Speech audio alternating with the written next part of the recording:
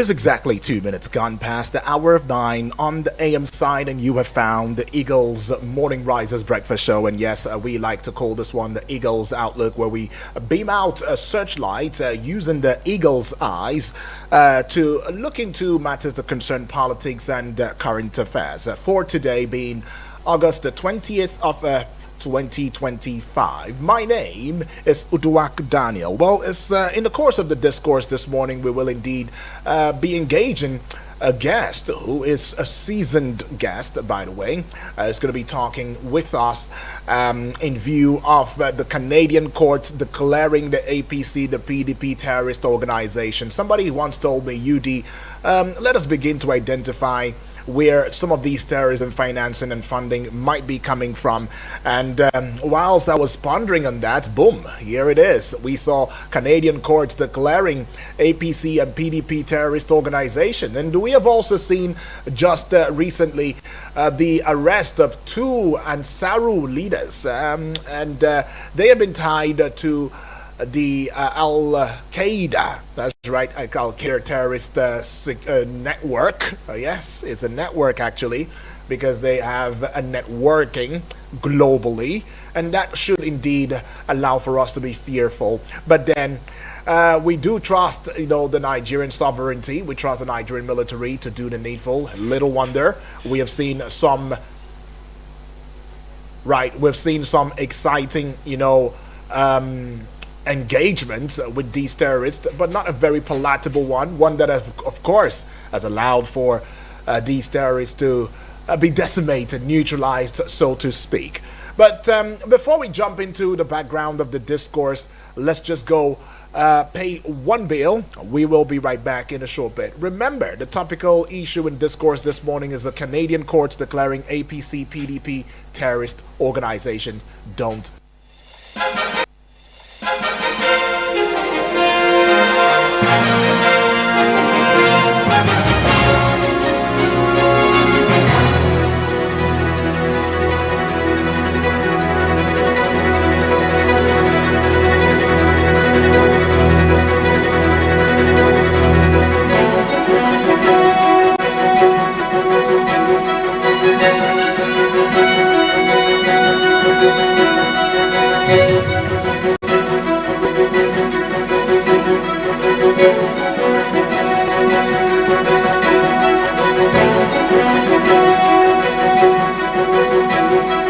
linked to both parties. Now, if you recall that in 2023, President Bola Tinubu urged his supporters to fight for power, grab it, snatch it, and run with it.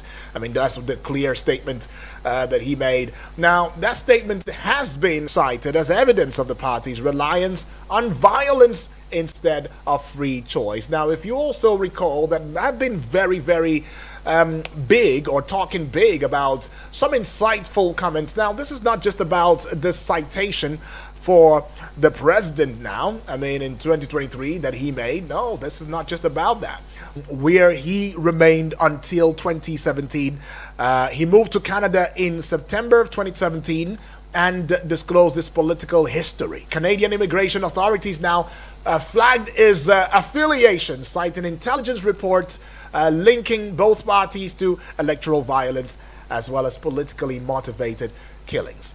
Now, regarding whether or not the Canadian, regarding the Canadian court's ruling, it is very essential to note that it was a decision made by the Federal Court of Canada, not the Supreme Court of Canada. So the Federal Court is a lower court that deals with matters that is related to federal law, including immigration, including refugee cases, and stuff, and all of those.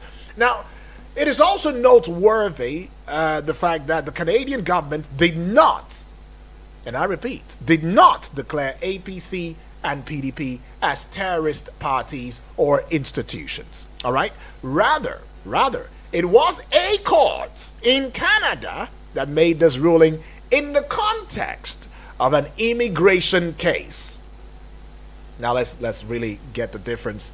Now, the distinction between the court's ruling and the government's position is very crucial, because it highlights the independence of the judiciary and the separation of powers in Canada.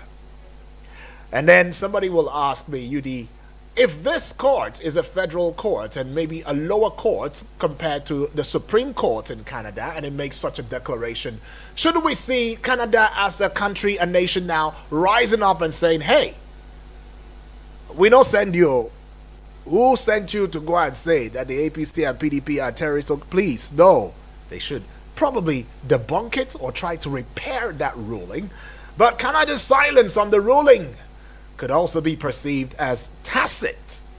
Oh yes, it could be a tacit approval or indifference to the potential consequences of a court's decision, and especially when you look into the potential implications for Nigeria and Nigerians. It would be reasonable for Canada to consider the impact of this ruling on bilateral relations, as well as take frantic steps to mitigate any negative effects that this may cause. All right? But then there have also been certain concerns, that border around and about, bilateral relationships between Nigeria and Canada, because this ruling could potentially strain the bilateral relationship between Nigeria and Canada. Now, Canada may need to reassess its diplomatic relations with Nigeria, or particularly if the ruling is seen as having implications for Canada's national security or even the immigration policies right there in Canada. But Nigeria, though, on the other hand, may view the ruling as an inference or interference in its internal affairs, and this could lead to a deterioration in relations. And of course, another perspective or perceptive view into this discourse will be, how is the global community perceiving Nigeria now? Because this ruling could also affect how Nigeria is perceived by other countries. Already we have a perception already internationally. I mean, fraud, corruption. Remember the comment that says we're fantastically corrupt? Remember that? I mean, still fresh in my memory. I don't know about yours. And I'm hoping for the day that narrative will change. But I mean, embezzlement, all of that. I mean, we are already known for that. In fact, when it comes to internet, fraud and all, oh yeah. Now, this is not to also demean the fact that, hey, we also have beautiful, beautiful things about us as a people and individuals who are making a mark outside the shores of Nigeria, representing Nigeria out there, the green, white, green, that's what I mean. But then again, this ruling has also affected how Nigeria is perceived by other countries. I mean, the international community may view Nigeria's political parties and electoral system with skepticism, and it could really impact the country's reputation and relations or relationships with other nations. This, I must also impute, could have a long-term implication for Nigeria's economic as well as our diplomatic relations. I mean, so it comes with potential consequences, right? And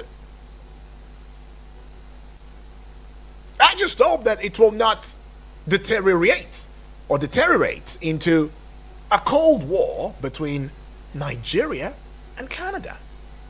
I mean, you recall the one that is ongoing right now between Nigeria and the US, where the US is saying that, okay, if you must come to the USA now, as part of your visa application fulfillment, that you must provide your social media account for the past 5 years. Wow. Now, I'd say that's a bit, will I call it petty or extreme? I can't even place it. But Nigeria too, the relevant ministries, inclusive of the Ministry of Foreign Affairs, they're coming together. They're going to be holding a meeting now to look into it and think of the best response, for that that move by the American government. So yeah, that is ongoing right now. And now, this is Canada, Nigeria now. But then, some gods it would be for the Canadian courts to pronounce our political parties that have stood the test of time, spanning over 10 years, calling them out without any fear or favor, terrorist organizations or terrorist institutions or terrorist parties. What is the credential right before them to make them go on such, or to have that judge move such a motion? Now, this is something that some Nigerians are saying we should not even take lightly. We should not condone it. How could we? What is the precedent or antecedent? Well, they got antecedents, but what about the precedents now? That will get these guys to lay such huge allegation against our political parties, which seemingly seems to be the political parties that are indeed very prominent and relevant right here in the country. How could they? But how could they not? Yet another narrative says, if over the years we have seen the impunity, we've seen the havoc that these political institutions, so to speak of allegedly, what would we say allegedly now? I mean, have wrought. Somebody once told me that no political party is free of all of these issues as raised by the Canadian courts. And so, don't cry for me, Argentina. Well, that's an expression more like, hey, don't cry for any political party now, because all of them seem to be complicit in this. Well, we've connected with our guest now, who is in the person of our guest, who is in the person of Dr. Steve Okwori, right? Will be shedding more light, opening our eyes to the essence of this conversation. Now, he's a sociologist, a security, safety, and crime management consultant. A very good morning to you and welcome to the Prog Show this morning, Dr. Steve Okwori. Yeah, good morning. Thank you for having me. All right, Doctor, it does feel good to have you on here. Well, Doctor, I believe you're conversant with what is going on in this regard. I mean, you are a sociologist, first of all. You're a security, safety, and crime management consultant. I mean, you are very qualified to add your voice in this, and Nigerians are listening carefully and patiently to what your thoughts would be about this back and forth, this face-off, so to speak, this Cold War that is going on between Canada in itself and Nigeria. Not forgetting that which is ongoing already between the US and Nigeria. That's talking about the 5-year social media record to be presented as part of visa application fulfillment into the US. What would be your thoughts, and what do you think this might turn into? I mean, let's just get that going first. Okay, yeah, thank you. It's unfortunate that I'm not there with you in your studio. Yeah. We're using another medium to talk. Mm-hmm. Yes, I followed the news. I followed how the issues have been going with regards to the Canada court, the Canadian court declaring the APC and PDP as terrorist organizations. Right. Yeah, but you see, it's for us to understand the issues and put them in context, right? Now, the point now is, what is terrorism? For Canada to declare APC and PDP as a terrorist organization. Terrorism. We should know what terrorism means. And what are terrorists or terrorism acts? We should know all this. Then we should now begin to look at it. Is APC, PDP, terrorist organization looking at what terrorism means and acts of terrorism? Now, terrorism for me is the use of unlawful violence, right? Intimidation, or coercion. You know what terrorists do. We have Boko Haram here in Nigeria. We have the ISWAP here in Nigeria. They have an ideology. They have sometimes political motive or objective, or religious objective as well.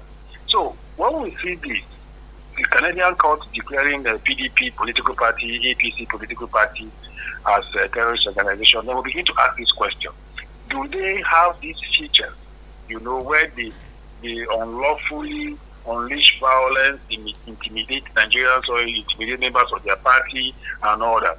These are the things that we need to look at. Now, what is acts of terrorism?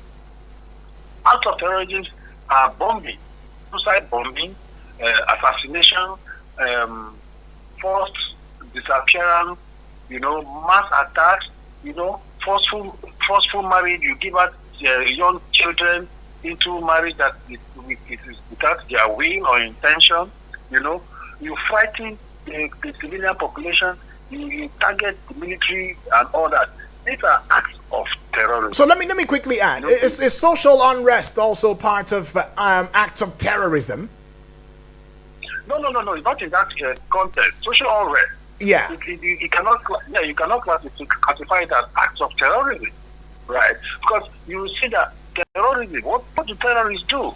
Like they clear. They go after, for instance, in Nigeria here, the military bases in up north, in the northeastern part of Nigeria, Borno specifically. You see where they go target military bases, they kill soldiers, they kill civilian population and all that. And all this they do it either with political intention or ideological motive or objective, right? So now when we look at what is terrorism that we have talked about, the acts of terrorism, then we begin to look at it in the context that PDP and APC truly a terrorist organization. Now let us take it from this point to the point of why they declared PDP, APC terrorist organization. And don't forget, I had to do with a Nigerian that was seeking asylum. Yes, he was seeking an asylum, and he discovered that he belongs to this political party. And from there, they just concluded that, okay, since he belongs to these political parties, and these political parties are not living up to the expectation that is expected globally as political parties and all that, and they went ahead to declare that the PDP, APC are terrorist organization. And if you look at Canada's legal context in this conversation, when it has to do with the immigration and refugee protection, because this same Nigeria was looking for to look at it under the Immigration and Refugee Protection Act, which is their own law. You cannot take away the fact that you expect them to turn or to shift the goalpost in the middle of a game because of the Nigeria. They should begin to do otherwise. So they look at it under the Immigration and Refugee Protection Act, right? And they discover that terrorism or democratic subversion includes political violence, intimidation, and electoral bloodshed. So with this, are they telling us that an American that is seeking asylum in Canada, does that mean that if the person belongs to either the Republican Party or Democratic Party, they will declare these parties as terrorist organizations? Because we saw electoral violence also in the U.S. during when Trump lost his second term bid, right? There was political violence, electoral violence. Some persons were killed. Even the police in the U.S. they were killed as a result of the violence. We saw violence, political electoral violence in Brazil, in Kenya, and all that. So when you begin to look at all these things, we have countries that also have encountered political. Sorry, your account is too low for the... All right. Well, anyways, I guess that is a mix-up. Anyways, we will get back and reload. I mean, this is Nigeria. What can we say? But we're doing our best, to get involved with this. One of the questions that I would have loved for him to add his voice into would be the place of can we indeed differentiate between the Canadian court and Canada as a country, or the Canadian government? Are they one and the same, especially in this season? Even after that ruling, it does seem as though Canada has not really come out to make any official statement, in that regard as a response, to the discourse. But let me just, while we're still connecting with him now, let me know your thoughts, in this, right? And of course, very, very serious, grave allegation, not just on the political parties now, but on Nigerians. Because, think about it. A Nigerian is seeking asylum in Canada. It was discovered he has joined these two parties. And if you like, you want to call it cross-carpeted. He has decamped, just as we see political party officers right now and on here. They just keep decamping, cross-carpeting, moving from one party to the other, citing irreconcilable differences, citing crisis in the party and all of that, which the law allows, by the way. Now, this Nigerian has been denied asylum, and Nigeria has been indicted. Although we've seen the PDP and the APC kick back, but some Nigerians are saying, "Oh, the Canadian court said the right thing." But are we to keep quiet on this and leave it be? Act like the bigger one, as somebody would tell me. Nigeria should just look past it. Come on, act like a bigger person. That's Canada. Who is Canada? What is it, Canada? And don't forget, it's still the same Canada that denied visas to government officials, if I'm not mistaken, sometime this year, right? Or yeah. And they did not fly to Canada. Right. But anyways, let's get back with the doctor himself. Doctor, sorry about what happened a while ago, but it's just part of it. But anyways, we lost connection with you. Talk to us. You were giving us, some thoughts. But just before that, I think Nigerians are more interested, for you to trash out this notion. This is coming from a Canadian federal court, which is not the Supreme Court in Canada, so it's not the highest court in Canada. And many are trying to understand, is this a statement from Canada as a country, as a government, the Canadian government? Or is this just a statement by a Supreme Court, a court in Canada? Can we differentiate that? Is that differentiated? Is that something we can differentiate? Hello? Hello? I can hear you. Oh, yeah. Can you hear me? Yes, I can hear you now. Did you hear the question? Did you hear the question? All right, we'll get back with him. But we'll just take this time out, quickly pay some bills. And then when we do come back, of course, we have the hard talk and have you asking your questions right there. But there are concerns that this, might indeed affect us in certain ways. It has implications, the loss of international credibility, democratic backsliding, party politics playing out now, electoral violence issues, governance being in the questioning, and education and civic responsibility. Leadership issues, concerns, international implications, and economic implications, as well as reform and accountability. But all of these we'll come back with after this time out. Don't go away. Eagles 102.3 Abuja. Oh, what did happen now? No bonus for all my line. No panic, as MTN don't carry better gist come. Every 6 minutes you talk, MTN go dash you 3 extra minutes. Fiam to enter MTN better gist. Dial *123 *2 *1 hash or text BG to 312. T and C's apply. Nigeria, where every new day brings a fresh chance to dream bigger, push harder, and live confidently.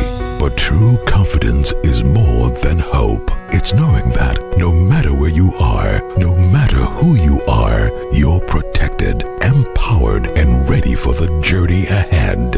At Sanlam Alliance, we believe confidence confidence isn't just for a few, it's the right of everyone. That's why we have come together, uniting the strength of a Pan-African giant and a global leader to give you the financial protection and solutions you need to succeed. Because when we come together, we protect more, we achieve more, and we all rise together. Sanlam and Allianz is now Sanlam Allianz. Sanlam Allianz. Live with confidence. In the world where data is the new oil and cyber threat hide in plain sight, who's guarding your future? Who's preparing the next defenders of the digital space? Step into the spotlight. Join the Institute of Cybersecurity Professionals, ICSP, where you are starting out or you are a seasoned expert. ICSP gives you the edge: training, mentorship, global recognition. Earn your title either as a fellow, member, or associate. Build your career. Lead with confidence. For just 15,000 naira, your journey begins. Call or WhatsApp 070-3773-6911. That is 070-3773-6911 or 070-83 886662. That is 070-8388-6662 or visit icsbng.com. ICSP, empowering professionals defending the cyberspace.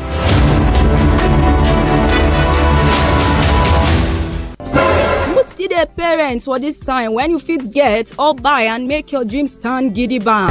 Land banking AWU promo wey cheap pass rent. Reals property don't bring better AWU with just 350,000 naira. You fit become land owner. We get 400 square meter for 700,000 naira. For those who want become landlord for big house, we get 1 hectare for 6 million naira, 10 million naira, and 25 million naira. We get the one for chicken money for Pianco, 400 square meter for 1.7 million naira, 500 square meter for 5 million naira, 900 square meter for 6 million naira. To get your own, oh yeah, you fit green us for 090 66 80 8580 090 66 80 8580 or 090 11 65 3616. Again 090 11 65 3616. Oh yeah, oh, begin they call us sharp. Basic Cybersecurity Training, Institute of Cybersecurity Professionals, ICSP. In today's world, your data is your identity, but every second, cyber criminals are out there trying to steal it. Whether you are a student, a professional, or a business owner, one careless click could cost you everything. The truth is, cyber threats don't wait, so why should you? This basic cybersecurity training empowers you with the skills to stay safe online. From recognizing phishing scams, to protecting your passwords, to securing personal and business data. This training is designed for everyone. Simple, practical, life-changing. Don't wait until it's too late. Enroll today in our basic cybersecurity training because your safety online starts with you. Duration 4 weekends. Office contact ACCMP Wing, Candlex Plaza, Suite 13, beside FRS, Dusek Junction, Kubwa Expressway, Abuja. Telephone number 070 37 73 6911 070 37 73 6911 or 070 83 88 6662 070 83 88 6662. Ready? Things they happen for our community, eh? Now I can recoup back all the money I have spent on this annoying family. Hey, yeah, that one my own don't finish. My dear, Let's go and greet them, okay? Hey! Join Media Coalition and Awareness to hold trafficking, MICAS, on I Wish I Knew radio drama and program every Saturday at 10 a.m. on Eagles 102.3 FM Abuja. Join us to kick human trafficking out of our society. I Wish I Knew radio drama and program is brought to you by MICAS and funded by the Ministry of Foreign Affairs of Denmark.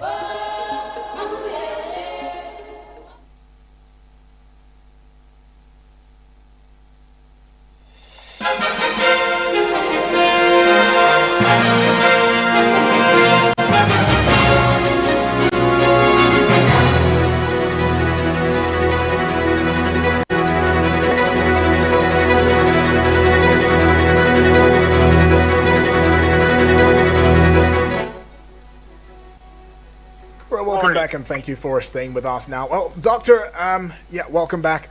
And I would like for you to, talk to us about whether the strength of this judgment by the Canadian court should be restricted to the Canadian court and not the Canadian government, as a lot of people are beginning to say that we need to differentiate between these two, that they are not one and the same. In your opinion, what do you think?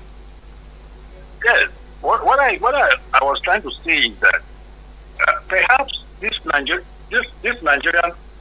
was denied the asylum that he was seeking for, and that was what prompted him to approach the court, the Canadian court. Oh, right. I know that the Canadian government, the department that issues or grants asylum, they have what it takes. They have their framework. They have what is on ground for anybody that is seeking asylum should provide or follow. So this Nigerian, I think that he didn't have the requirement, and perhaps they discovered that he belongs to either PDP or APC, and he was denied asylum. And it was on the basis of that he approached the court. And the court has upheld the decision of the government, the agency of government that denied him asylum. So the federal court in Canada belongs to Canada. They are one and same. So if the government, if you want to look at it, so it's the government's decision.